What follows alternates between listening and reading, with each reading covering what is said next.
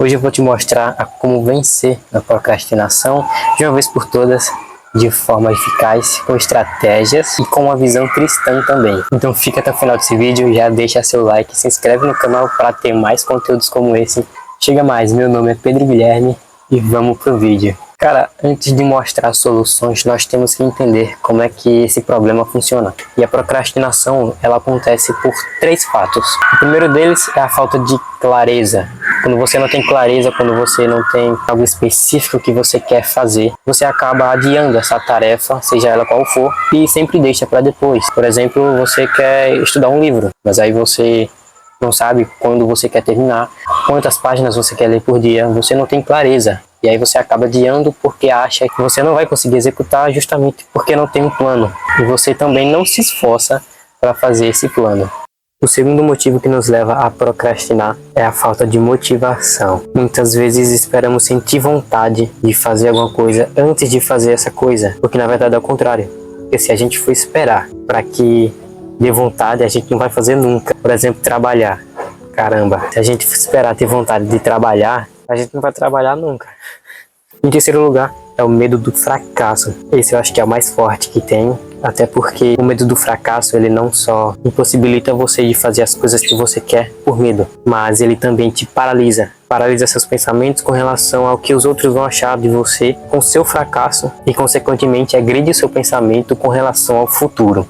Existem algumas estratégias que são utilizadas por muitos para vencer a procrastinação em atividades diárias mesmo, que nós fazemos e que funcionam muito bem. E agora, dentre todas as regras existentes, vou te mostrar só 5, mas que essas 5 vão te ajudar muito na hora de você fazer suas atividades. A escritora Mel Robbins, ela escreveu um livro e o título do livro é justamente a regra, o método dos 5 segundos. Esse método é muito mais simples do que você imagina e ele se resume no seguinte: sempre que você pensa em fazer alguma atividade, você conta 5 segundos de contagem regressiva e aí você já faz a sua atividade. Esse método, ele meio que te força a tomar uma atitude nesse curto período. É como se você sabotasse seu próprio cérebro pro bem. Ele te força a tomar uma atitude na hora e a ser decisivo, quando você tem que ser decisivo. Então, quando você estiver com o celular na mão, procrastinando e, deu a hora de ler, não espere. Conte esses 5 segundos, utilize essa regra que vai te ajudar muito. Eu já pratiquei muito essa regra e, cara, muda muita coisa. Muda muita coisa. É instantâneo. Seu cérebro é forçado a agir naquele momento e não tem nada que te faça desistir. É simples. Você coloca na sua cabeça que você tem que fazer aquilo em 5 segundos e você vai lá e age. A segunda regra, coincidentemente, é a regra dos 2 minutos. Essa regra é um pouquinho mais complexa, mas é muito simples de entender também. É o seguinte: se uma tarefa exige menos de 2 minutos para ser feita, faça agora. E se for uma tarefa grande, comece com no máximo 2 minutos. E nessa tarefa você tem que colocar o seguinte pensamento: o difícil é começar, mas a motivação vem logo após. E em terceiro lugar, nós temos: faça antes de sentir vontade. É simples, mas é difícil.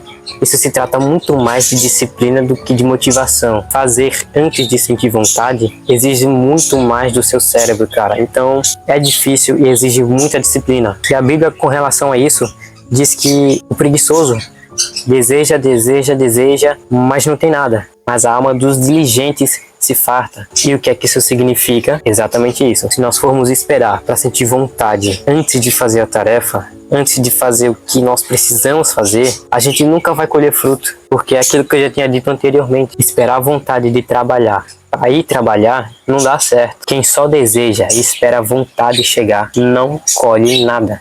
Mas quem age conquista resultados muito maiores. Número 4. Divida as tarefas em passos pequenos. Não adianta você ter uma tarefa muito extensa, muito grande, e que você está começando agora a mudar esse hábito da procrastinação, e você achar que você vai concluir todas as suas atividades fazendo todos esses métodos, sendo atividades muito grandes. Você pode ser um prodígio, ótimo, mas isso é muito difícil. Então o conselho que eu te dou é: separe suas atividades em microatividades no seu dia. Eu costumo fazer um checklist de atividades que eu preciso fazer. Atividades simples, até como tomar banho, velho. Mas não é que eu não tome banho, tá? Pelo amor de Deus. Mas isso significa que você tem que manter uma rotina dividida, subdividida multiplicado várias micro tarefas para que você não se prenda a uma tarefa muito grande, e se caso você não consiga realizar essa tarefa, você acaba sendo desmotivado por si mesmo, entende? O nosso cérebro de natureza, ele é imediatista. Então quando a gente pensa em fazer uma atividade de imediato, sem antes planejar, sem antes dividir essas tarefas em microtarefas, não vai dar certo, não tem como dar certo. Então para isso que a gente pega nossas atividades. Por exemplo, eu quero lavar uma pia. Como que eu vou lavar essa pia? Primeiro eu vou lavar os talheres, depois eu vou lavar os pratos, depois as panelas e por último os copos. É simples, você dividiu. Aí você cumpre um, cumpre outro, o outro e o último. E dentre esses passos, entre essas tarefas, você vai se motivando. Caramba, eu consegui completar isso, eu consegui completar aquilo, só faltou mais 2. É simples.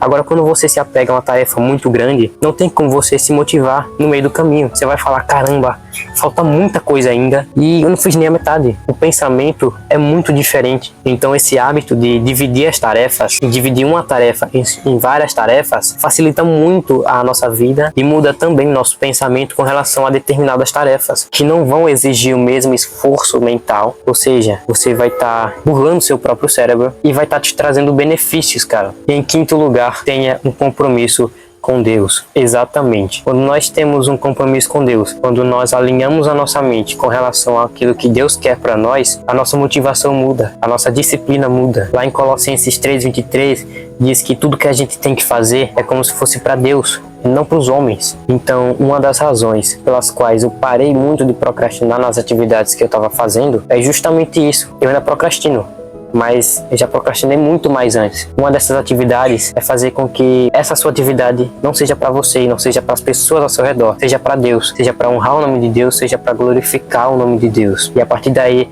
a procrastinação ela vai se dissipando, ela vai acabando. Você não foca suas energias nas outras pessoas e nas expectativas das outras pessoas com relação a você e suas tarefas. Você joga a expectativa para Deus, mas Deus ele sempre vai superar suas expectativas. Então quando você se apoia em Cristo, quando você se apoia em Deus, a sua visão de jogo muda, cara. A sua visão de mundo muda. Um dos versos mais bonitos da Bíblia está lá em Filipenses 4:13, talvez você já até conheça. Diz o seguinte: tudo posso naquele que me fortalece. Então, cara, se você está procrastinando, se você está deixando de fazer atividades que você tem que fazer, peça forças a Deus, porque com certeza Ele vai te dar. Antes de você fazer qualquer tarefa, peça forças, porque Ele vai te dar. Não peça motivação, não peça vontade de fazer, porque isso é no caminho que se adquire. Mas peça forças para suportar o processo, porque é o processo que é doloroso, entende? Começar é muito difícil, mas o processo é muito mais doloroso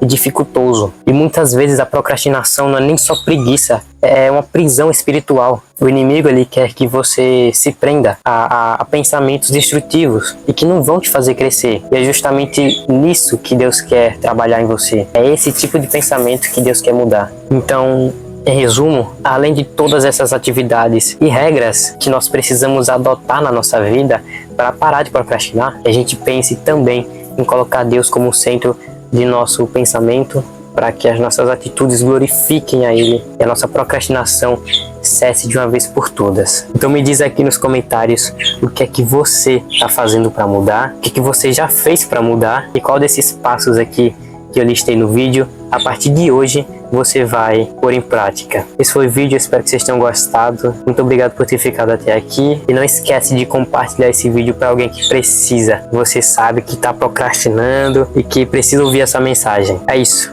Tamo junto. Fica com Deus. Valeu.